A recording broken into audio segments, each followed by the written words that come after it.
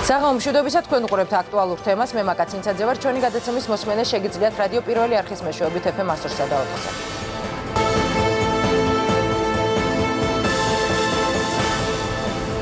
მთავრობის ეკონომიკური გუნდის ინიციატივა. საქართველოში დაგროვებითი საპენსიო რეფორმა იწყება. პენსიაზე გასული მოქალაქის ყოველთვიური საპენსიო სარგო. მის მიერ საპენსიო ასაკამდე დაგროვებული თანხის ოდენობაზე იქნება დამოკიდებული.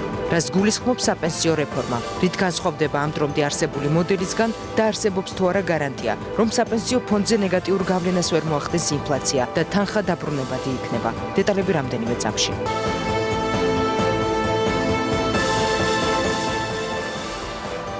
საპენსიო სისტემის რეფორმირებას მთავრობის ეკონომიკური გუნდი მოქალაქეების უზრუნველი სიბერისა და სოციალური კეთილდღეობის გარანტად მოიხსენებს. მათი თქმით, რეფორმის შედეგად მოქალაქეები მიიღებენ იმაზე მეტ პენსიას, ვიდრე სახელმწიფოს თავაზობს. თუმცა, რეფორმის ეფექტიანობასთან დაკავშირებით შეკითხვები აქვთ დარგის სპეციალისტებსაც. ისინი კანონ პროექტში არსებულ ხარვეზებზე მიუთითებენ. რის შეეხება რა მექანიზმით მოხდება მოქალაქის მიერ დაგროვილი პენსიის გაცემა და შესაძლებელი იქნება თუ არა დაგროვებული თანხის ერთიანად გამოყენება. აქტუალური თემის სტუმრები არიან ეკონომიკისა და მდგრადი განვითარების მინისტრის მოადგილე ეკატერინე მიქაბაძე, ფინანსთა მინისტრის მოადგილე ნიკოლოზ გაგუა, კვლევითი ცენტრის პიემსის ხელმძღვანელი გიორგი, ხიშტოვანი და პირველი არხის ანალიტიკოსები მერაბ ჯანიაშვილი და მათე გაბიცინაშვილი. მოგესალმებით, ძალიან დიდი მადლობა რომ დაგვეთმეთ დრო. ქალბატონო ეკა, პირველი შეკითხვა თქვენთან მაქვს, რას გულისხმობს საპენსიო რეფორმა, საინტერესოა და რით განსხვავდება ის ამ დრომდე არსებული მოდელისგან? მოგესალმებით, მადლობას მოგახსენებთ მოწვევისთვის, მივესალმები მაყურებელს. უპირველეს ყოვლისა მინდა აღვნიშნო, რომ ეს რეფორმა არის ერთ-ერთი უმნიშვნელოვანესი რეფორმა, ერთ-ერთი პროგრესული რეფორმა, რომელიც მთავრობამ დაინიცირა და რომელიც ხორციელდება ამ ეტაპზე. რაც შეეხება შედარებას მიმდინარე დღეს არსებული საპენსიო სქემასთან. დღეს არსებული საპენსიო სქემა ეს არის სოციალური დახმარება, რომელიც სიღარიბესთან ბრძოლის მნიშვნელოვან იარაღს ინსტრუმენტს წარმოადგენს. ხოლო შემოთავაზებული საპენსიო რეფორმა ეს არის ეგრეთ წოდებული მეორე სვეტი, მეორე პილარი, რომელიც არსებულ საპენსიო სისტემასთან ერთად გააძლიერებს არსებულ მდგომარეობას. მარტივად რომ აგვიხსნათ, აუხსნათ ჩვენს მაყურებელს, იმ ადამიანებს, რომლებიც რამდენიმე წელში უკვე პენსიონერები იქნებიან. უფრო კონკრეტულად რას გულისხმობს? ანუ როგორ უნდა იმოქმედონ ამ რეფორმის განხორციელების შემდეგ? რა მოხდება? პირველ რიგში მინდა მოკლედ აღწერო სისტემა, ეს არის დაგროვებითი საპენსიო სისტემა, როგორც აღვნიშნე, სადაც დამსაქმებელი, დასაქმებული და სახელმწიფო სრულად იზიარებენ სოციალურ პასუხისმგებლობას და თანაბარი კონტრიბუციით, თანაბარი შენატანით უზრუნველყოფენ სიბერეს. ესე იგი, ამ რეფორმას გარდა მნიშვნელოვანი სოციალური დატვირთვისა და სოციალური გამოწვევების პასუხისა გააჩნია ასევე მნიშვნელოვანი დადებითი როლი ეკონომიკური. კიდევ უფრო მარტივი რომ გახდეს. მაგალითისთვის, დასაქმებული 30 წლის დასაქმებული ავიღოთ პირობითად, რომელსაც აქვს ყოველთვიური შემოსავალი 1000 ლარი. თუ ჩაერთვება და ჩაერთვება, ვისთვის სავალდებულო იქნება ჩაერთვება ამ რეფორმაში, ყოველთვიურად საკუთარი შემოსავლის 2%-ს გადაიხდის, ხო? აბსოლუტურად. ამას დაემატება დამსაქმებლის მიერ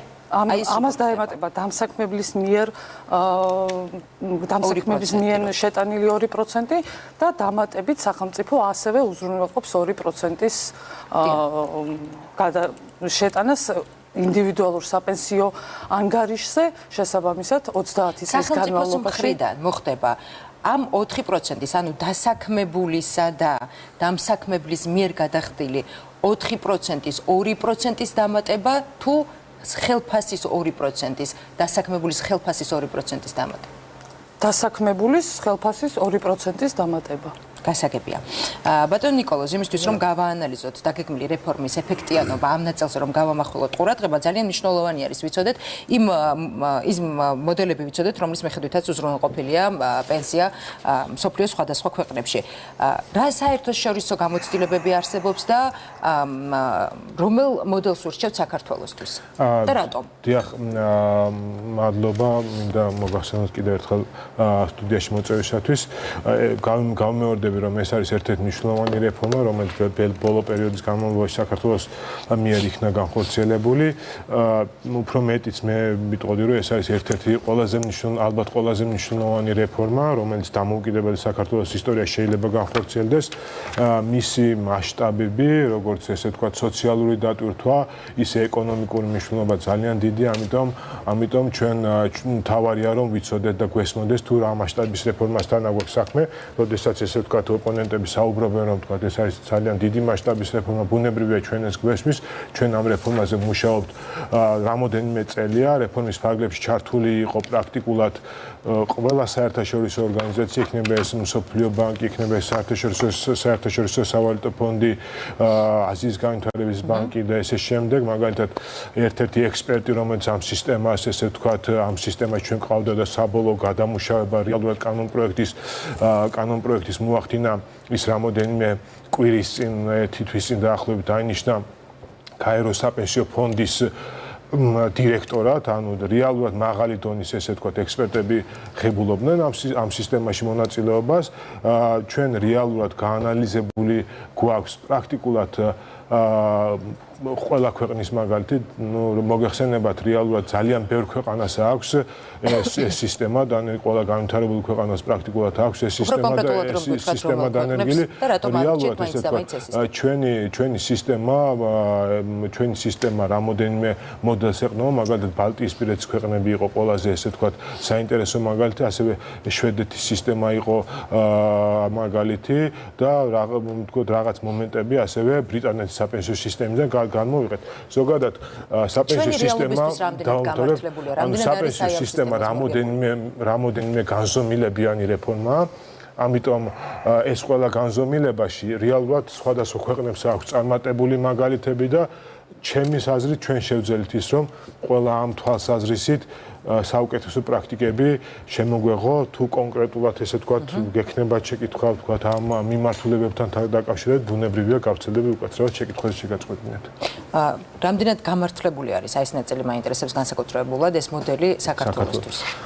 გიპასუხებ ძალიან მნიშვნელოვანი შეკითხვაა.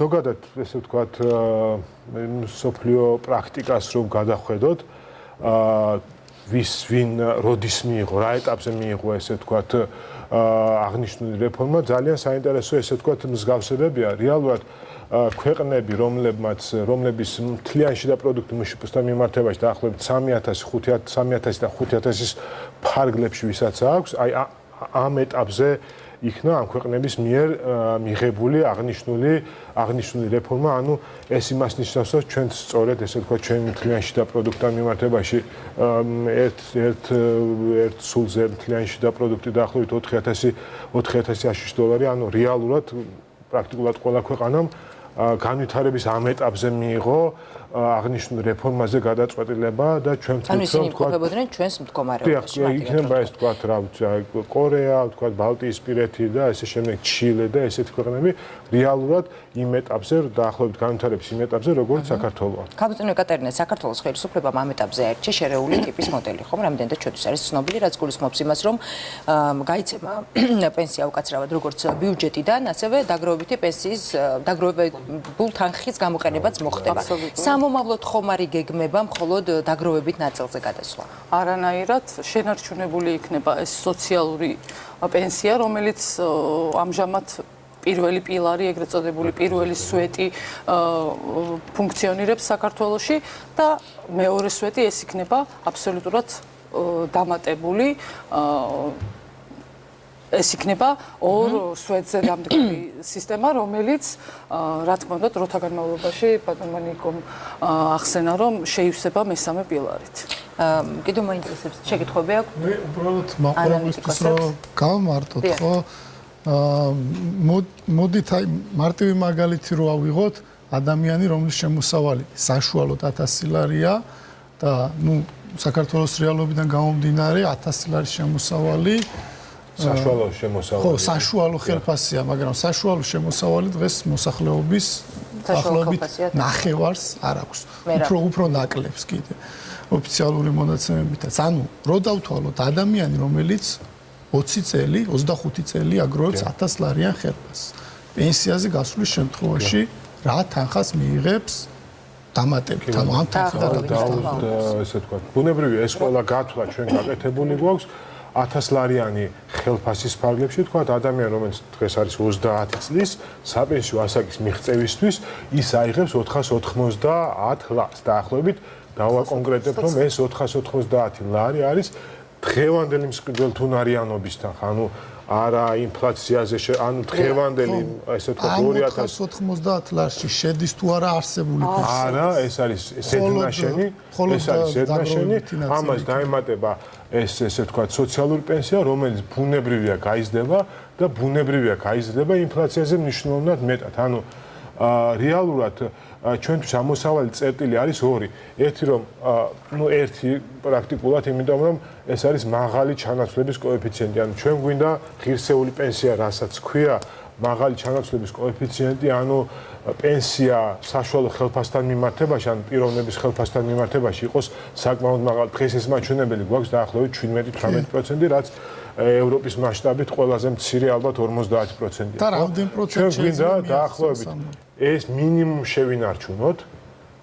შევინარჩუნოთ ეს საბაზისო პენსია და ანუ მნიშვნელოვანი ზრდა იქნება და ეს იქნება ინფლაციაზე მნიშვნელოვნად მეტი ზრდა და ამაზე ზედნაშენი გავაკეთოთ დაახლოებით 40%-ზე მეტი 40-55% დავამატოთ ჩანაცვლების კოეფიციენტი. ბატონ ნიკოლოზ, ინფლაციასთან დაკავშირებით, ასევე რისკებთან დაკავშირებით ოდნავ მოგვიანებით ვისაუბროთ, მანამდე მაინტერესებს რა მექანიზმით მოხდება დაგროვებული პენსიის გაცემა? დაგროვებით პენსიის გაცემის სამი მექანიზმი არსებობს. ან შეიძლება შესაძლებელი იქნება თუ არა ამ თანხის დაგროვებული თანხის ერთიანად დახება. ხა ზუსტად პასუხობთ, სამი მექანიზმი არსებობს. მათ შორის ერთი მექანიზმი არის სწორედ ერთიანად გატანა, თუმცა მოდი ასე ვთქვათ, ერთიანი გატანის სისტემა იქნება გამოყენებული მხოლოდ მათთვის, ვინც ასე ვთქვათ, ცოტა არც თუ ისე დიდი ხანი დააგროვა.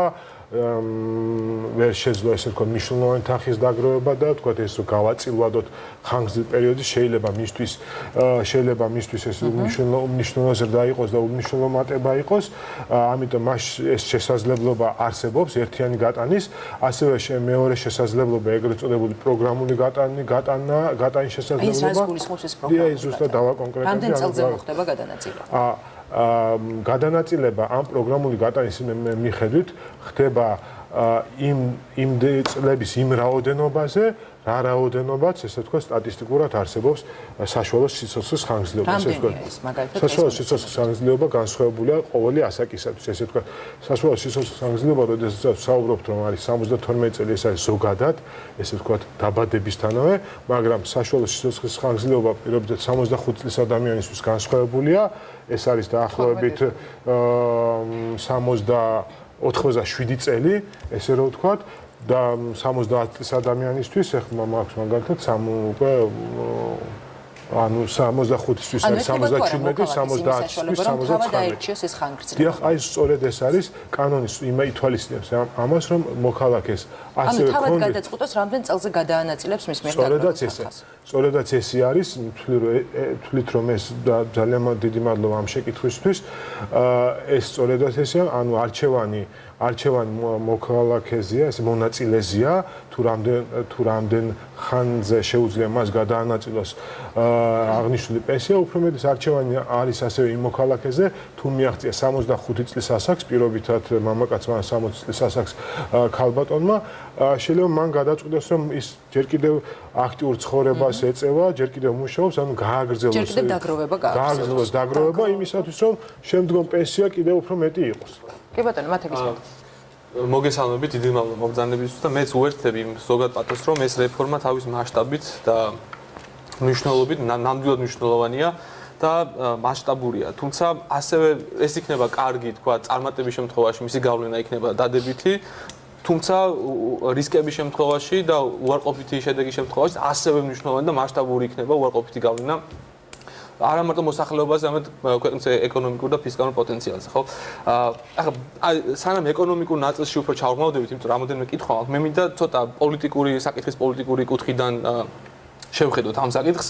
ეხლა ჩვენ უკვე 5-10 წუთია ვკამათობთ საუბრობთ ამ საკითხის გარშემო და ბევრჯერ ვახსენეთ ისეთი ტერმინები, როგორც არის არჩევანი, ინდივიდუალური არჩევანი, როგორც მოქალაქე გადაწყვეტს, როგორც ჩანს და როგორც არის მოსახლეობის ინდივიდუალური არჩევანი მნიშვნელოვნად განაპირობებს საბოლოო ჯამში როგორი იქნება ამ რეფორმის შედეგები. რამდენად ჩაერთვება მოსახლეობა, რამდენად არ ჩაერთვება, ეს დიდად განსაზღვრავს ამ რეფორმის პოტენციალს და წარმატებას და წარუმატებლობას. სწორედ ამიტომ მე მინდა ერთი ასეთი კითხვა დავსვა, რომელიც დიდი ხანია მაწუხებს არა მხოლოდ ამ საპენსიო რეფორმასთან დაკავშირებით, მაგრამ ზოგადად ეკონომიკურ პოლიტიკასთან, ქვეყნის ეკონომიკურ პოლიტიკასთან დაკავშირებით. სამწუხაროდ საქართველოში ჩამოყალიბდა ეგეთი ტენდენცია, ეგეთი პრაქტიკა, როდესაც ამა თუ იმ დიდი ფინანსური რეფორმის შესახებ ჩვენ მხოლოდ ვეკითხებით, თქვათ, კონსულტაციას აუცილებელია, მნიშვნელოვანია, რადგან ჩვენ ღია ეკონომიკა ვართ და საერთაშორისო ინსტიტუტების გავლენა ძალიან დიდია საქართველოში და მათი რეკომენდაცია და ცოდნითი კაპიტალის მნიშვნელოვანია, მაგრამ ამის იქით ვეღარ მივდივართ. მაგალითად, ხვდებით ბიზნეს ასოციაციას, ხვდებით რამოდენიმე მსხვილ ბიზნესმენს, ბუნებრივია მათი პოზიციებიც ლეგიტიმურია აბსოლუტურად, მაგრამ ეს საკითხი ეხება ასევე მოსახლეობის, მთელ მოსახლეობას. ეს საკითხი, ამ საკითხის წარმატება დამოკიდებულია უშუალოდ დასაქმებულებზე რა არჩევანს მიიღებს და გადაწყვეტს დასაქმებული, ხომ? 2 წელია უკვე მიმდინარეობს მსჯელობა, შიდა მსჯელობა, დისკუსია მთავრობის შიგნით ამ საკითხის გარშემო, მაგრამ ქონდა თუ არა ეს ბიზნეს სექტორთან კონსულტაციები? ქონდა თუ არა შეხვედრა მაგალითად მასწავლებელთა გაერთიანებებზე, ქონდა თუ არა შეხვედრა სხვადასხვა ტიპის მშრომელებთან, რომლებიც პრინციპში მთავარია ამ საკითხის განხორციელებაში, იმიტომ რომ იგივე სხვა საკითხები, როგორც იყო მაგალითად კონსტიტუციაში 94 მუხლი თუ 100 და ასე შემდეგ, ეს ხდებოდა მოსახლეობის ფართო ფენების ჩართულობის გარეშე მხოლოდ ვიწრო ინტერესთა ჯგუფებთან შეხვედრების შედეგად. გასაგებია და გიორგის მინდა ასე რომ მეტი დემოკრატიული ასე პროცესი შეძინა. სხვადასხვა სოციოლოგიური კვლევებით მოსახლეობის 80% ინფორმაცია არ აქვს ამ რეფორმის. რატომ არის საზოგადოება არაინფორმირებული? რა რისკებს ხედავთ ბატონო გიორგი, უკაცრავად ბატონო ნიკოლოზ და შემდეგ უკაცრავად. დიდი მადლობა მოწვევისთვის, მივესალმები მაყურებელს. თუ შეიძლება უბრალოდ რისკებზე რიგრიგობით ვისაუბრებ. მთავარი, პირველ რიგში რა არის კარგი? კარგია, რომ მთავრობა ფიქრობს სოციალურ უზრუნველყოფაზე, განსაკუთრებით საპენსიო ასაკში მოსახლეობის სოციალურ უზრუნველყოფაზე და ამას ერთმნიშვნელოვნად მივესალმები ჩვენი ორგანიზაცია და დარწმუნებული ვარ საქართველოში ყველა ამ პოზიციას იზიარებს. მეორე მნიშვნელოვანი საკითხი ქალბატონმა ეკამ ახსენა, რადგან უნდა მივაქციოთ ყურადღება, რომ ეს არსებული სქემა, რომლის შემოღებაც იგეგმება, ვერ ანაცვლებს, არ ჩაანაცვლებს და ვერ ჩაანაცვლებს სოციალური პენსიის არც უნდა არა, ზოგადად არა, ხო, უბრალოდ საპენსიო სისტემების მიზანი არის ესე ვთქვათ, რომ შეიძლება პრაქტიკა არსებობს დიდი ბოდიში რამდენიმე სვეტიანი უნდა იყოს, ან ერთი მეორეს ალტერნატივა ვერ არის, მაგრამ შემოსწრება. არსებული სქემა ნარჩუნდება, შესაბამისად აი ეს წნეხი ფისკალური რომელიც გააჩნიას მთავრობას ამ ნაწილში ის ნარჩუნდება უფრო მძიმდება ნაწილობრივ, იმიტომ რომ დამატებით ხარჯები საბიუჯეტო იქნება ამ სქემისთვის დამატებით გამოსაყოფი. ეხლა შემდეგი კომპონენტს მინდა მივაქციო ყურადღება. უნდა ვიკითხოთ, ვის ეხება ეს სქემა. და აქ ვაწყდებით პირველ დიდ რისკ ფაქტორს. რატო ვაწყდებით ახლა რისკ ფაქტორს? საქართველოში არის დაახლოებით 2 მილიონამდე ეკონომიკურად აქტიური მოსახლეობა. აქედან 1 მილიონი არის თვითდასაქმებული. შემიძლია ჩვენ ყველანი უნდა შევთანხმდეთ, რომ რომელსაც ნებაყოფლობით აქვს შესაძლებლობა ამ სქემაში მონაწილეობა მიიღოს, უბრალოდ აქ გვაქვს ერთი სერიოზული პრობლემა, რომ დიდი ალბათობით თვითდასაქმებული მოსახლეობის აბსოლუტური უმრავლესობა ამ სქემაში არ ჩაერთვება. ერთი მიზეზი არის არაინფორმირებულობა, მეორე უფრო მთავარი მიზეზი არის, რომ თვითდასაქმებული მოსახლეობის აბსოლუტური უმრავლესობის შემოსავალი არის ძალიან დაბალი, ბევრად უფრო დაბალი ვიდრე საშუალო ხელფასია საქართველოში და აქედან გამომდინარე უნდა შევთანხმდეთ იმაზე, რომ ეს 1 მილიონის ძალიან პატარა ნაწილი მოსახლეობის იქნება სქემაში ჩართული. ვინ გრჩება? გრჩება დაახლოებით 1 მილიონი ადამიანი, ეს არიან უმუშევრები და დაქირავებული დასაქმებულები. რა თქმა უნდა, უმუშევრები ვერ ჩაერთებებიან სქემაში, იმიტომ რომ მათ არ აქვს ყოველთვიური მუდმივი სტაბილური შემოსავალი. ვრჩება დაახლოებით 750,000 დაქირავებით დასაქმებული. არ არის მუდმივი მასა, ხო? ხო, არ არის, კი, რა თქმა უნდა, მაგრამ დიდი ალბათობით გამოცდილებიდან გამომდინარე ნიკა უმუშევრობა საქართველოში სტაბილურად არის მარტივია თქვა, ბევრი შეკითხვას რა. სტაბილურად არის ერთნიშნული. ეხლა ხო, ნუ სტაბილურად მცირედით მცირდება, მერე სტაბილურად მცირედით იზრდება და ასე შემდეგ. ეხლა რაც შეეხება ამ 750,000 ადამიანს. საშუალო ხელფასი არის დაახლოებით 1000 ლარი, მაგრამ ერთ მნიშვნელოვან ფაქტორს აქვს ვაქცევ ყურადღებას. ამ მოსახლეობის 2/3-ს, ანუ დაქირავებული მოსახლეობის 2/3-ს ხელფასი აქვს 600 ლარიან ნაკლები. ამას არ ვაქცევ ჩვენ ყურადღებას და როდესაც შემდეგ მერაბ საუბრობთ იმაზე, რომ 1000 ლარის შემთხვევაში რამდენი იქნება, ჩემი აზრით აქ ერთ რაღაცას არ ვაქცევთ ყურადღებას, ხო? უმრავლეს მოსახლეობის უდიდეს ნაწილს, ვინც არის დაქირავებით დასაქმებული, ხელფასი არა აქვს 1000 ლარი, აქ ბევრად უფრო ნაკლები. დაახლოებით აქ 600 ლარი. ჩვენი გათვლებით თუ კონსერვატიულ გათვლებს გამოვიყენებთ, გათვლებში რაც გულისხმობ კონსერვატიულს, ამაზეც მოკლედ ვიტყვი თუ შეიძლება. იმიტომ რომ რადგანაც როდესაც ვსაუბრობ პენსიებზე, ანუ რა თქმა უნდა ბატონ ნიკას შეუძლია თავისუფლად გითხრას რომ პენსია იქნება 700 ლარი. რატო? იმიტომ რომ თუ სარგებელს რომელსაც მიიღებს ეს აქტივების გამკარგველი კომპანია იქნება ბევრად უფრო მაღალი, რა თქმა უნდა ეს პენსიაზეც აისახება. ანუ რა დაშვება არის? ჩვენ გვაქვს აბსოლუტურად კონსერვატული დიდი ბოდიში დაშვება, როდესაც მე ვთქვი ეს მაჩვენებელი, ჩვენ გვაქვს აბსოლუტურად კონსერვატული არა, იმიტომ რომ ბევრი შეკითხვაა. მე არის საშიშროება, რომ თქვათ რაღაც შეკითხვას ვერ მოვასწროთ პასუხის გაცემა და ძალიან ბევრი იყო ჩამოწერე.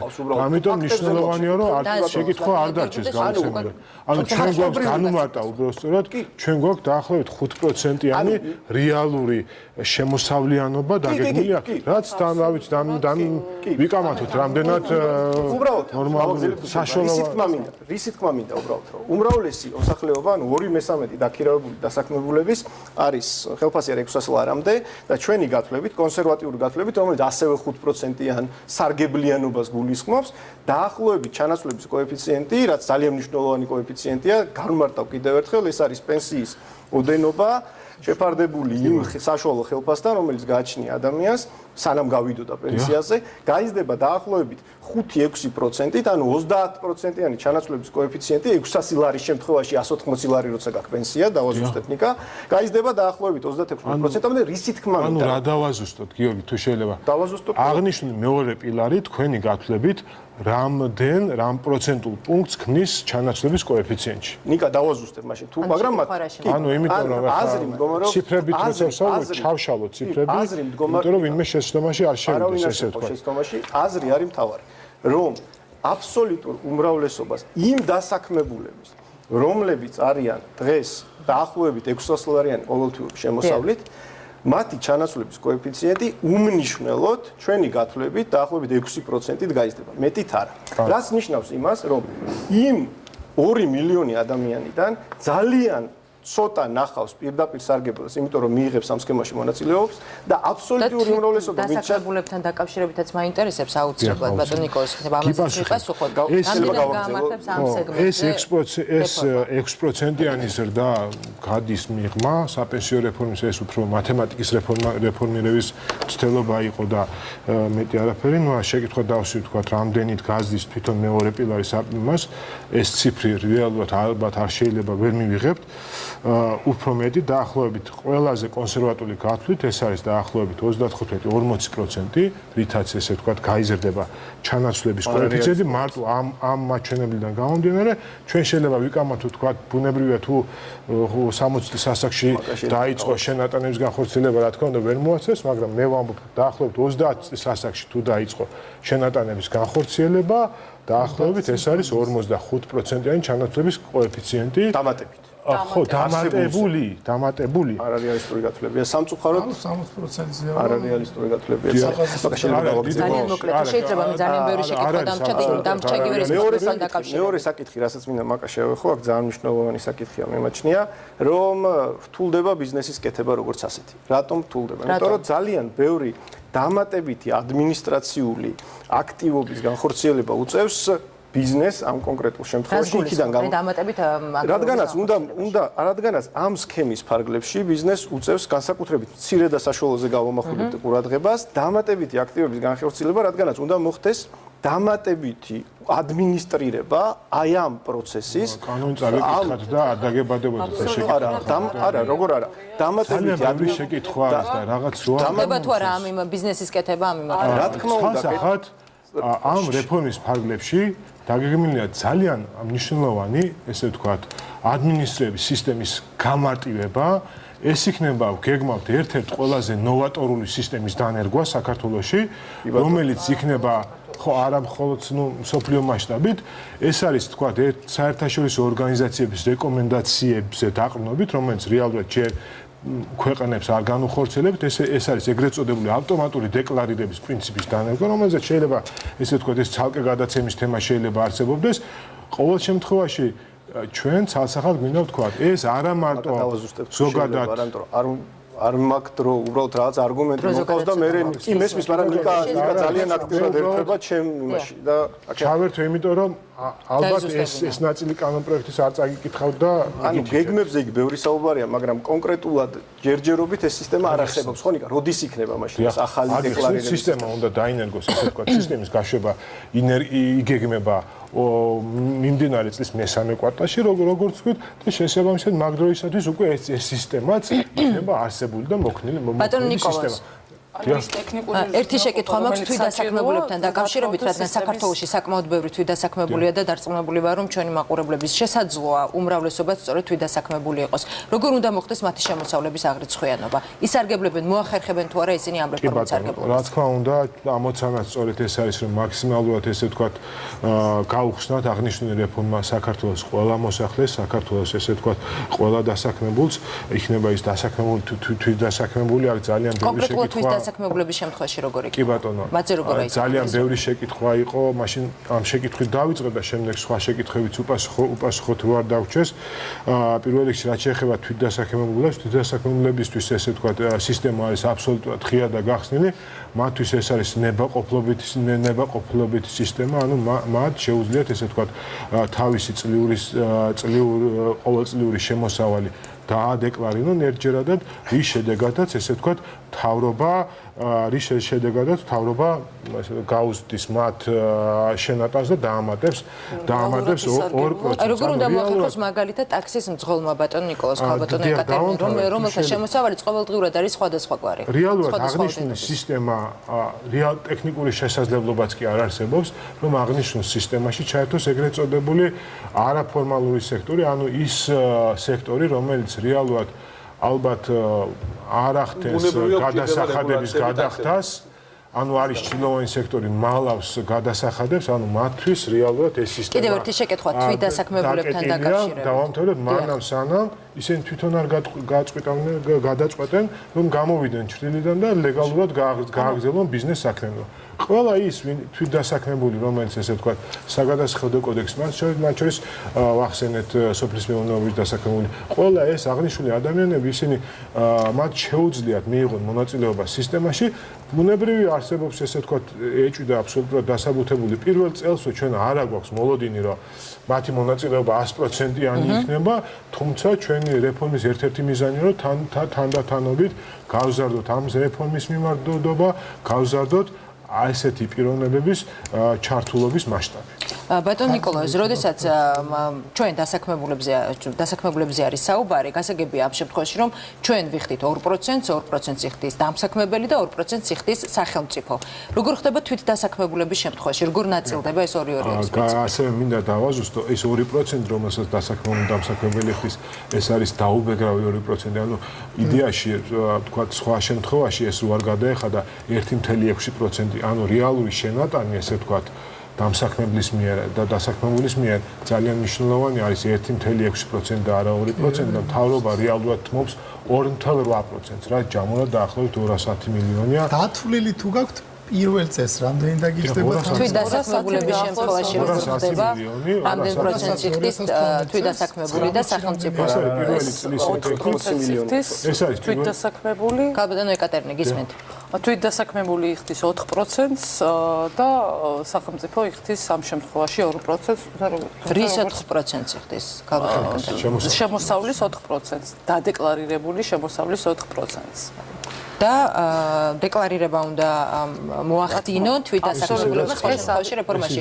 რეფორმის სარგებლობას ვერ მოახერხებენ. ეს ისედაც ხდება ყველა პირობითად ინდმეწარმე სხვა ტიპის თვითდასაქმებული ისინი ახდენენ ყოველწლიურ დეკლარირებას, ეს არ იქნება რამე ახალი გადავეკიდეთ ტაქსის წყოს, მაგრამ ამ შემთხვევაში როგორ უნდა ტაქსის წყობი არის ორი კატეგორია, თქვათ ის მძღოლები, ის თვითდასაქმებულები, რომლებიც რეალურად დავარქვათ, ესე ვთქვათ, ჩრდილოვან სექტორში მოღვაწე პიროვნებები, მათთვის სისტემა არ არის, ვერ იქნება, ტექნიკურად ვერ იქნება ღია, სისტემაში მონაწილეობა შეუძლიათ მათ, იმ შემთხვევაში თუ გადაწყვეტენ იმოქმედონ საქართველოს კანონმდებლობის ფარგლებში, ან გადაიხადონ გადასახადები ისე როგორც ვთქვათ, ახორციელებს თქვენს და ანუ ეს აბსოლუტურად თვითდასაქმებულის არჩევანია, ჩაერთოს სისტემაში, დაადეკლარიროს შემოსავალი, კანონმდებლობის ფარგლებში, ანუ დასაქმებულის შემთხვევაში თუ არის სავალდებულო, თვითდასაქმებულის შემთხვევაში ეს არის აბსოლუტურად ნებაყოფლობითი და უნდა მოახდინოს აქტუალური შემოსავლების დეკლარირება. მაკა შეიძლება რაღაც შეკითხვებზე პასუხი იყო და პასუხები დამჭა გაუცემელი. არ არის ალბათ მე რაც ვსათქმელი და შეიძლება კიდევ რამდენიმე ნაწილი მაქვს გასავლელი. კი ბატონო, უბრალოდ თვითდასაქმებულებზე ვიტყვი, ერთი რაღაცას უნდა დავზუსტეთ, ეს არის ძირითადად სოფლის მოსახლეობა, სოფლის მეურნეობაში დაკავებული მოსახლეობა, როგორც წესი ის არ ადეკლარირებს თავის შემოსავლებს შესაბამისად იმის ბოლოდინი და მე მგონია რომ იმედი მაქვს რომ სწორ გათვლებს აკეთებს ეკონომიკის და მდგრადი განვითარების სამინისტრო და ფინანსთა სამინისტრო რომ ამ 1 მილიონი ადამიანიდან მხოლოდ ძალიან პატარა ნაწილი ჩაერთვება ამ სქემაში უბრალოდ უნდა გავითვალისწინოთ ესეც მაგრამ თავარი რისკმაც მინდა არის ის რომ ზოგადად სამწუხაროდ ამ ეტაპზე დიდი ალბათობით მოსახლეობის მხოლოდ მცირე ნაწილი ჩაერთვება ამ სქემაში და ეს არის ძალიან ცუდი იმიტომ რომ ის ვინც ამ სქემაში ჩაერთვება ის იქნება ბატონ გიორგი ანუ რა უნდა რა პოზიცია უნდა კონდეს სახელმწიფოს რა ტიპის პოზიცია იქნება მართებული არ უნდა დაიწყოს ეს რეფორმა უნდა იფიქროს სხვადასხვა სქემებზე უნდა იფიქროს ალტერნატივებზე უნდა ატარებდეს კვლევებს კვლევები რო ტარდებოდეს მაგალითად რეგულირების გავლენის შეფასებები სხვადასხვა ტიპის უნდა დავინახოთ რა შედეგებს მოვიდა. თუ ამ შემთხვევაში მაკა უალტერნატივოდ შემოგთავაზა მთავრობამ ეს სქემა და სამწუხაროდ არ არსებობს ღია დოკუმენტი, რომელიც ამბობს, რომ ეს სქემა არის წარმატებული. და მე უბრალოდ იმის თქმა მინდა, რომ არის ძალიან დიდი რისკი იმის, რომ ამ სქემამ შეარყიოს მართლაც ამაზე ვისაუბრეთ ნდობა მთავრობის წინაშე. მიმართ, იმიტომ რომ ეს არის ძალიან დიდი წამოწყება, რომლის გათვლები არ არის სამწუხაროდ გაკეთებული. ან არის, მაგრამ არ საჯაროდება. ეს კიდევ არის. ხაბატონი ეკატერინე. ნამდვილად ვერ დაგეთანხმებით. აბსოლუტურად ეს იყო გათვითცნობიერებული მიზანმიმართული რეფორმა არის რეფორმა რომელიც ეფუძნება ბატონმა ნიკომ აღნიშნა როგორც გათვლებს, კვლევებს, ასევე ძალიან მაღალი იყო ჩართულობა საერთაშორისო დონორი ორგანიზაციების სოფლიო ბანკის, აზიის განვითარების ბანკის და სავალუტო ფონდის შესაბამისად რეფორმა შეიქმნა, კანონი შეიქმნა ისე, რომ აბსოლუტურად გათვალისწინებული იყო არის ის ყველა კვლევის შედეგი, რომელიც ჩვენ რეფორმის შექმნის პროცესში ჩავატარეთ. ძალიან მაინტერესებს კიდევ ერთი დეტალი და ალბათ მე ასე მგონია ყოველ შემთხვევაში რომ მაყურებელთა ნაწილსაც აინტერესებს. რა ხდება იმ შემთხვევაში თუ თქვათ ადამიანი გარდაიცვალა, მოხდა ასეთი რამ, სად მიდის ეს თანხა? ეს თანხა აბსოლუტურად მემკვიდრეზე გადადის, რომელსაც შეუძლია როგორც საკუთარ საპენსიო ანგარიშზე მიმართოს აღნიშნული აკუმულირებული სახსრები. ანუ არ იკარგება ეს თანხა გადადის მემკვიდრეზე. ან ისარგებლოს ჩვეულებრივი ერთიანი გატანა. და თუ მარტოხელა არის ადამიანი. დიდი ბოდიში, მინდა განმარტო. ერთ-ერთი მაყურებელი გვეკითხება, რა ხდება იმ შემთხვევაში თუ ადამიანი მარტოხელა? მინდა განმარტო, რომ ეს თანხები არის აბსოლუტურად ამ პიროვნების საკუთრება. ზუსტად იგივე შეკითხვით შეიძლება არის მარტოხელა ადამიანი და აქვს ფინა. ანუ როგორც იქნება იმ თქვათ რაღაც უძრავი ქონების განკარგვა, ზუსტად ისე იქნება. ანუ ის თანხები, რაც არის აკუმულირებული საპენსიო ანგარიშზე, ეს არის ბატონ ნიკოლოზ, იცვლებიან ხელისუფლებები. დიახ.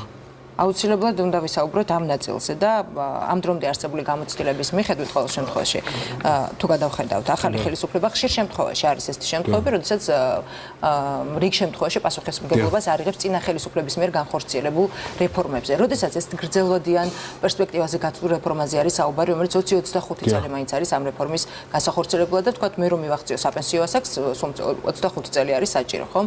ამაზე საუბარი. რა გარანტია მაქვს, რა არის იმის გარანტი, რომ მომდევნო ხელისუფლებები გაითვალისწინებენ იმ რეფორმას, რომელი რეფორმაც დაიწყეთ თქვენ და მე მოვახერხებ 25 წლის შემდეგ ან 30 წლის შემდეგ, ვისაც ეს ასაკი აქვს ამ რეფორმის სარგებლობას. მოკლედ კი პასუხებთ ესე თქვათ, თანხა რომელიც აკუმულირებულია საპენსიო ანგარიშზე, ის არის პიროვნების ჩვეულებრივი ისეთივე საკუთრება, როგორც თქვა თანხა თქვენ საბანკო ანგარიშზე. ანუ მე შემიძლია გამოვიყენო ეს. ერთადერთი განსხვავებით, რომ თანხის გამოყენება შეგიძლიათ მხოლოდ საპენსიო ასაკის მიღწევამდე. ანუ თქვა, რომ გქონდეთ ბანკის დეპოზიტი, თქვა 30 წლიანი პირობითად, დაახლოებით იგივე ტიპის აქტივი არის, აბსოლუტურად თქვენი, რაც არ უნდა მთავრობა მოვიდეს ალბათ გამორიცხულად მიგვაჩნია, რომ აღნიშნული აქტივების ექსპროპრიაცია შეიძლება მოხდეს, ანუ აქაც თანხების, ესე ვთქვათ, აღნიშნული თანხების ხელყოფა ექსპროპრიაციის დონის რაღაცა, რაც გამორიცხულად მიგვაჩნია. ეს მოდელი, რომელიც ჩვენ შემოვიღეთ, სწორედ ძალიან გარწმუნებთ, რომ ძალიან ბევრი ქვეყნის წარუმატებელი მოდელის, წარუმატებელი ელემენტი, რომელიც სხვადასხვა ქვეყანას ჰქონდა, პრაქტიკულად ყველაფერი გვაქვს გაანალიზებული, შესწავლილი და ყველა ის ხარვეზი ჩვენ თვლით საკმაოდ ესე ვთქვათ, ყველა არის ყველა გათვალისწინებული არის აღნიშნულ რეფორმაში, მათ შორის თქვათ შეიძლება რამოდენიმე ქვეყნის მაგალითი მოიყვანოთ, რომლის მაგალითი საქართველოში აღნიშნული კანონმდებლობით ესე ვთქვათ ვერ განმეორდება. მერაბ. გიორგი მას ისაუბრა, რომ ანუ ალტერნატიული მოდელები რამდენად იყო განხილული, ხო ჩვენ არ ვიცით ამის შესახებ. სოლიდარობის პრინციპზე და იგივე მაგალითად საუბარი იმაზე, რომ ალტერნატიული პრინციპები ეს ვთქვათ იგივე კიდევ ერთხელ განმეორდება. აი რითი ჯობია მაგალითად ეს სისტემა სოლიდარობის საპენსიო სისტემა. არ ჯობია ეს მას ჯობია. ან რითი ჯობია არც ერთი არასწორია რომ ერთი ჯობია მეორეს, ან მეორე ჯობია პირველს. საპენსიო სისტემა არის მრავალპილარიანი სისტემა, სოლიდარულ პრინციპზე დაყრდნობილი სისტემა, შეგვიძლია წარმოვიდგინოთ როგორც დამატებითი პილარი, რომელიც არანაირად არ არის ამის ალტერნატივა, ის შეიძლება მხოლოდ ამის შემოსავლად გავაკეთოთ თუ ამის პოლიტიკური გადაწყვეტილება რეალურად. რანაირად შეგვიძლია მაგალითად პირველ სვეტს, რომელსაც თქვენ სვეტად განიხილავთ, თქვენ სოციალური შემწეობა. რამდენად არის ეს სვეტი და რამდენად ასრულებს ის თავის მოვალეობას? კარგი შეკითხვა. ანუ ჩვენ პენსიის სოლიდარობის პრინციპი ხო აი ეს ეხანდელი პენსია, საპენსიო ასე ვთქვათ, დახმარება, რომელსაც ჩვენ ესე სოციალურ შემწეობას ვეძახით, ესე იქნა მოხსენებული. რამდენად პირველდონიან სისტემა შეგვიძლია მივიჩნიოთ და ეს არ უზრუნველყოფს მის დანიშნულებას, ხო მისი ამ საპენსიო დახმარებიდან წამოსული ფინანსური ეფექტი არც ისე დიდია. ხო, ალბათ ესე ვთქვათ, ეს ძალიან დეტალებში შევდივართ, ის საპენსიო სისტემა, რომელიც ჩვენ გვაქვს, არ არის ესე ვთქვათ სტანდარტული, ანუ ზოგ შემთხვევაში ნულოვანი პილარი ეწოდება, ზოგ შემთხვევაში პირველი პილარი, მოდი ამაზე არ ვიკამათოთ, პირობითად დავარქვათ პირველი პილარი, რომელიც ესე ვთქვათ, ჩვენისაც მნიშვნელოვანი ელემენტი იქნება იმ საპენსიო სისტემისთვის, რომელიც წარმოგვიდგენია, კიდევ ერთხელ ის ალტერნატივები, რომლებიც სხვადასხვა ორგანიზაციები აყენებენ, მათ შორის ესე ვთქვათ, პროფკავშირები და შემდეგ ჩვენ გვაქვს ყველასთან კომუნიკაცია, ანუ ჩვენი პოზიცია არის აბსოლუტურად მარტივი, ესე ვთქვათ, რომ ეფექტური სისტემა არის მრავალპილარიანი. ვერ იქნება ერთპილარიანი სისტემა, ორპილარიანი სისტემაც კი ეფექტური. ამიტომ ვთქვათ, ის ალტერნატიული სისტემები შესაძლებელია მხოლოდ შემავსებელი იყოს, თუ ამაზე გადაწყვეტილება იქნება, რა თქმა უნდა, ეს ბუნებრივია ისეთ გადაწყვეტებს ითხოვს, რომელზეც უფრო მეტი კითხვის ნიშნები იქნება ახლა. ბატონ ნიკოლოზ და ქალბატონო ელენე, მოკაცრავად, ეკატერინე ძალიან მნიშვნელოვანი არის, როდესაც მართვის ნაწილზე ვსაუბრობთ. ალბათ ბევრს აინტერესებს თუ ვისგან მოხდება, ვის მიერ მოხდება ამ თანხის დაგროვილი თანხის მართვა. დაგროვილი თანხის მართვა მოხდება საინვესტიციო სამსახურის მიერ, რომელიც არის აბსოლუტურად დამოუკიდებელი საინვესტიციო გადაწყვეტილებებში. აქ ძალიან მნიშვნელოვანია ის, რომ საინვესტიციო საბჭოს ხელმძღვანელობა ბორდი საპენსიო სააგენტო. საინვესტიციო საბჭო. ანუ საპენსიო სააგენტო ეს სისტემა შედგება ორი დამოუკიდებელი მხარისგან, ორი დამოუკიდებელი მიმართულებისგან. ერთი აბსოლუტურად დაკავებული იქნება ადმინისტრაციული მართვის საკითხებით, საერთოდ საპენსიო სისტემის მომავალი ხედვების ანალიზით, ხოლო საინვესტიციო პოლიტიკას შესაბამისი საინვესტიციო გადაწყვეტილებებით განახორციელებს საინვესტიციო საბჭო, რომლის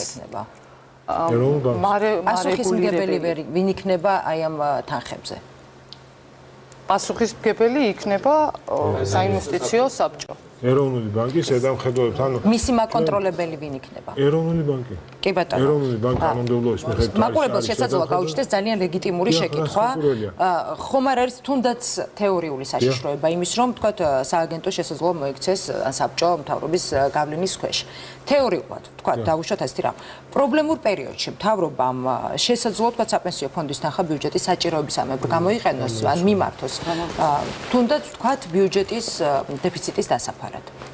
ბუნებრივია ეს გამორიცხული, ანუ იმ არსებული კანონპროექტ, რომელიც წარმოქმნილია. ფაქტია, ამ მიმართულებით ნეგატიური პრაქტიკა არსებობს. სწორედ აქედან გამომდინარე რა მექანიზმები ნეგატიური პრაქტიკების გათვალისწინებით იქნა მათ შორის ესე ვთქვათ ჩვენი კანონმდებლობა შექმნილი, შეგვიძლია რამოდენიმე ნეგატიური პრაქტიკა შემოვიღოთ, მაგალითად უნგრეთი, მაგალითად პოლონეთი, სადაც ესე ვთქვათ სწორედ ამ თანხების გამოყენება მოხდა. ჩვენ გვაქვს ესე ვთქვათ საინვესტიციო საქმიანობა არის აბსოლუტურად დამოუკიდებელი, ამ საქმიანობას წარმართავს აბსოლუტურად სრულად კერძო სექტორი, ესე ვთქვათ და კერძო სექტორის ინტერესიდან ანუ კერძო სექტორის შეხედულებიდან გამომდინარე მოხდება აქტიურად გამოსცემება იგივე მაგალითად საბერძნეთის და ამერიკის მაგალითი 2008 წლის ფინანსური საინვესტიციო საბჭოების მიერ იქნა უმაღლესი ეს არ არის ესე ვთქვათ და ამისგან მოქალაქეები როგორ არის დაცული ანუ ეს არ არის ესე ვთქვათ ისეთი პრაქტიკა რომელიც ძალიან ცუდად უნდა ესე ვთქვათ იმიტომ რომ იყო 2008-2009 წელს გარკვეული მერყეობები რომელიც რომელმაც შეამცირა საპენსიო აქტივები თუმცა ვთქვათ საბოლოო ჯამში შემდგომ მოხდა ინდექსების გამოსწორება და ესე ვთქვათ მოხდა ეს ეგრეთ წოდებული მიკროფონია გასასწორებელი ბატონო ნიკოლოზ ძალიან დიდი ბოდიში ერთი კითხვა ეს არის დავამატებ რეფორმა რომელიც საშუალოვადიან გრძელვადიან პერიოდზეა გათვლილი. კი ბატონო, აი მან მინდა ჩავეკითხოთ. მოკლევადიანი მერყეობები აქ ყოველთვის იარსებებს. რა ეს რეფორმა პრინციპში ორ ძირითად პოლიტიკურ, სოციალურ და ეკონომიკურ სახელმწიფოებრივ მიზანს ითვალისწინებს. ხო პირველი ეს არის თქვა კაპიტალის ბაზის დივერსიფიკაცია, იმიტომ რომ ჩვენი ასე ვთქვათ ფინანსური ბაზარი პრინციპში მონოპოლიურია, იმიტომ რომ მარტო საბანკო სექტორია ზით 93% წარმოდგენილი და თითქოს ეს ვთქვათ ფინანსური ასე ვთქვათ ნაკადები შექმნის დამოუკიდებელი ფინანსური ფინანსების სისტემის საშუალებას. მიზანია ესეც არის. მაგრამ პრინციპში ეხანდელი რეფორმიდან პროექტიდან ჩანს რომ ბანკების გავლენა პრინციპში ამაზე პირველ ეტაპზე დიდი იქნება, ხო პირველი 5 წლის განმავლობაში. თუმცა მეორე მიზანიც აქვს ამ პროექტს. აი ნაკადები დაიდება ბანკების ანგარიშებს. ეს არის გავლენა. ისე მოხმარდება ეკონომიკას, როგორც მოხმარდება. პრინციპში ეს ფინანსური ეფექტები აქცე თქო დიდი იქნება. მაგრამ მეორე უფრო მნიშვნელოვანი, რომელიც მინდა უფრო ჩავარღვავ, ეს არის თქვა მეორე ძირითადი მიზანი არის სიღარიბის დაძლევის მიზანი. თქვა ამ საპენსიო რეფორმის ფუნქცია არის რომ თქვა საპენსიო ასაკში საქართველოს მოქალაქე რომელიც ისარგებლებს ამ დაგროვების პენსიას აღარ იყოს ღარიბი. მაგრამ ეხლა რა ხდება? სამწუხაროდ ეს არის. ჩვენი ასე თქვა შრომელების დასაქმებულთა მხოლოდ 18%. დასაქმებულთა მხოლოდ 18%. დასაქმებულთა მხოლოდ 18%-ს აქვს საშუალებაზე მაღალი ხელფასი. დანარჩენს აქვს დაბალი ხელფასი. პრინციპში ეს გააზრდის თუ არა უთანასწორობას ხამის გამიტა. შეამცირებს. გასაგებია ბატონ ნიკოლოზ გისმენთ ხალბატონ ეკატერინე გისმენთ ჩვენ რეალურად სამწუხაროდ რა თქმა უნდა გაზრდის აგროვებული რაოდენობა ძალიან სხვა ეს არის ერთი დიდი პრობლემა ჩემი ინიციატივით ავსაუბროთ თქვენ შეკითხვებზე ვსაუბრობ მხოლოდ ესე ვთქვათ ჩვენ თვითონ რაღაც თემის ინიცირება არ წარმოგვიწყია დღეს ეს არის მხოლოდ თქვენ შეკითხვებზე პასუხი და ნამდვილად ძალიან მნიშვნელოვანია რომ ყველა შეკითხვას ეპასუხოს, იმიტომ რომ თქვა ძალიან ბევრი შეკითხვა დაისვა და ფორმატმა ვერ მოგცა საშუალება რომ ყველა შეკითხვას უპასუხოთ სამწუხაროდ. გაზდის თუ არა ესე ვთქვათ უთანასწორობას, ჩვენ შეგვიძლია ესე ვთქვათ კონკრეტული კვლევის შედეგები გაჩვენოთ უახლოეს ხანში, რომელიც ადასტურებს რომ ის რეფორმა რომელიც ხორციელდება, სწორედ მიმართულია იმაზე რომ უთანასწორობა ქვეყანაში შეამციროს. ზოგადად საუბრობენ ესე ვთქვათ აღნიშნული ჩვენ როცა საუბრობთ რომ აღნიშნული სისტემა დაეხმარება ეკონომიკის განვითარებას, საუბრობენ ზოგადად რომელ სექტორს უკვე უფრო მეტად დაეხმარება ეს. საერთაშორისო პრაქტიკა გვიჩვენებს რომ გაცილებით უფრო მნიშვნელოვანი აღნიშნული რეფორმა მცირე და საშუალო ბიზნესისათვის. ამაზე თქვა ბევრი კვლევა არსებობს და შემიძლია თქვა აღნიშნულ თემაზე ვიკამათოთ. ძალიან მნიშვნელოვანი ასევე სხვა საკითხები, მაგალითად თქვენ დასვით შეკითხვა არაინფორმულებულობასთან დაკავშირებით, ალბათ ესე ვთქვათ მივიღებთ ყველა შენიშვნას იმასთან დაკავშირებით თუ როგორ გავზარდოთ ინფორმირებულობის ხარისხი, თუმცა ნამდვილად ბოლო რამოდენიმე თვის განმავლობაში ჩვენ დაახლოებით 10-ზე მეტი საჯარო შეხვედრა განვახორციელებთ, მათ შორის ბიზნეს ასოციაციებთან, საჯარო სექტორთან, უნივერსიტეტის სტუდენტებთან და აღნიშნული შეხვედრების მიზანი იყო ის შეთავაზებული კანონპროექტი, რომელიც ჩვენ 2000 გასული წლის მარტში გამოვაქვეყნეთ, ის კანონპროექტი დაგვეხვეწა და ძალიან ბევრი ესე თქვა საკმაოდ ცვლილებები მივიღეთ საზოგადოებისგან. დღესაც გრძელდება აღნიშნული პროცესი, დღესაც ესე თქვა ყველა კანონმდებლობაში ცვლილებასთან დაკავშირებით ჩვენ ღია ვართ და გვინდა ამისათვის ესე თქვა შეხვედრებსაც ვაგრძელებთ. ღია ვართ მოვისმინოთ, ღია ვართ იმისათვის რომ ყველა აღნიშნული შენიშვნა მოვისმინოთ. მე შემიძლია წარმოგიდგინოთ კანონის ძველი ვარიანტი და ახალი ვარიანტი შედარებებისათვის, სადაც ესე თქვა ნათლად იქნება ასახული თუ რა მნიშვნელოვანი ცვლილებები შევიტანეთ ამ საზოგადოებრივი კომუნიკაციის შედეგად. ზოგადად რა ვიცი, კიდევ ერთხელ შევაჯამებდი რომ ძალიან მნიშვნელოვანი რეფორმაა და ასევე ძალიან დიდი რეფორმაა და მინდა ასევე საზოგადოება მიცოდეს თუ რამდენად დიდი სიკეთეების მომტანია. ეს არის გრძელვადიანი რეფორმა, გრძელვადიან შედეგებზე ორიენტირებული რეფორმა და თვლით რომ დღევანდელ მთავრობას სწორედ ეყო ის გამბედაობა, რომ იფიქროს რეფორმაზე, რომლის შედეგები იქნება რეალურად გასაგებია. ბატონო ნიკოლოზ, სამწუხაროდ ჩვენთვის განკუთვნილი დრო რამდენიმე წუთის წინ ამოეწურა უკვე. ძალიან დიდი მადლობა საინტერესო საუბრისთვის. თემა არის ნამდვილად ძალიან ვრცელი და მეკპირდებით რომ სამომავლოდ კიდევ არაერთხელ დაგითმობთ ამ სტუდიას ამ თემაზე სასაუბრო და განმარტებების გასაკეთებლად და რა თქმა უნდა კრიტიკისა და შენიშვნების მოსასმენად. უღრმესი მადლობა რომ გამონახეთ ჩვენთვის დრო. თქვენ უყურებთ აქტუალურ თემას. ჩვენი სტუმრები იყვნენ ეკონომიკისა და მდგრადი განვითარების მინისტრის მოადგილე ეკატერინე მიქაბაძე, ფინანსთა მინისტრის მოადგილე ნიკოლოზ გაგუა, კვლევითი ცენტრის პიემსის ხელმძღვანელი გიორგი ხიშტოვანი და პირველი არხის ანალიტიკოსები მერაბ, ჯანიაშვილი და მათე გაბიცინაშვილი. ხოლმე გემშვიდობებით დროებით.